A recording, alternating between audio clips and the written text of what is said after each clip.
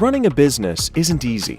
Guiding it to success and avoiding costly mistakes can be even trickier. It's not just a problem for business leaders, it affects everyone. For example, most new jobs created in Alberta are created by small and medium-sized enterprises, or SMEs. So if SMEs succeed, that means more jobs in the economy as a whole. Another way SMEs help the economy is by innovating. You may have heard concerns that there's an innovation gap opening up between Canada and the rest of the world. Well, SMEs are known to be great innovators, so more successful SMEs provides a way to answer Canada's growth challenge. So is there a way to learn from the experience of others? Is there a way to discover the factors that successful business leaders all share? Do these factors combine to form a mindset for growth? And if so, is it possible to identify it? The answer's yes, and that's exactly what researchers at Mount Royal University have done. We'd like to share some of their key findings with you. Dr. Simon Raby brought together a team of researchers experienced in studying the growth of small businesses to evaluate the current practices of SMEs in Alberta. Simon and his team singled out High Impact SMEs in Alberta. These are businesses which not only achieve high revenue and profit growth, they also innovate. We call this innovation disruptive, because it disrupts the status quo and leads to better ways of doing things. These high-impact SMEs exemplify organizations that many of us aspire to create. Having identified Alberta's high-impact SMEs, Simon and his team conducted in-depth interviews with the leaders of these successful businesses. We call them high-impact leaders. What researchers discovered was a set of common practices and roles that these leaders were applying in their daily work. We call this the leader's growth mindset.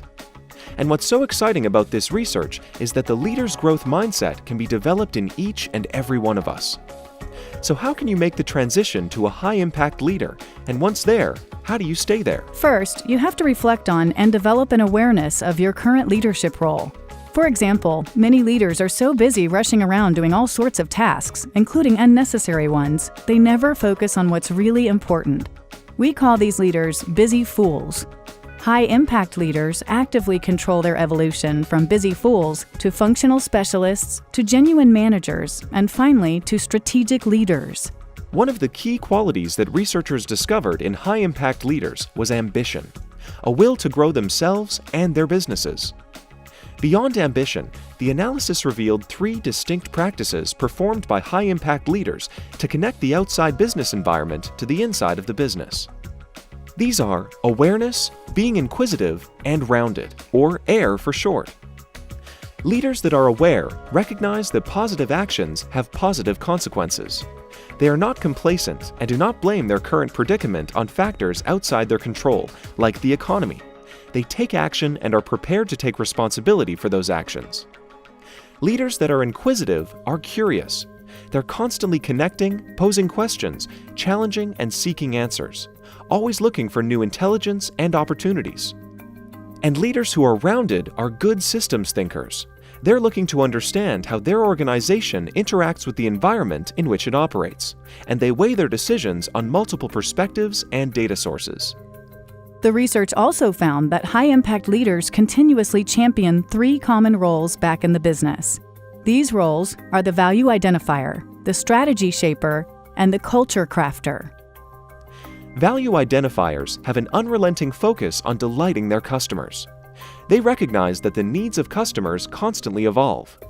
They view their business model from 10,000 feet, are constantly appraising possible improvements, and are deliberate in their actions, tweaking their formula for success.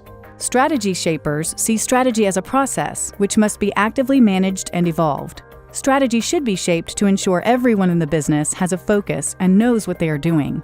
To do this, strategy shapers use a process we've labeled GAUGE. This consists of setting goals, targets on the horizon at which to aim. It consists of addressing key questions about the goals and making sure the goals make sense by analyzing data on markets, people, and technology. It consists of making sure that the goals address the key questions in order to deliver growth. The growth-focused discipline was found to be a key difference between high and low-performing SMEs. And finally, strategy shapers execute, constantly turning the strategy into reality through actions. Finally, we come to the culture crafter. The culture crafter places people at the heart of performance and builds a culture that attracts, motivates, and retains high-quality, ambitious staff. So high-impact leaders believe that people are the business and the most important ingredient to drive growth. Culture crafters are focused on 4 factors that help them win the talent race. These are respect, recognizing others for a job well done; autonomy, providing others with a degree of independence beyond their immediate role; connect, encouraging team working and ongoing communication and transparency; and educate, giving opportunities for others to learn and grow. Obviously, we've only been able to give you a brief flavor of what the Mount Royal University researchers found and how you can learn and benefit from their research.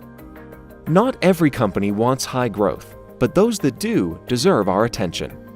To find out more about the leader's growth mindset, please contact us today.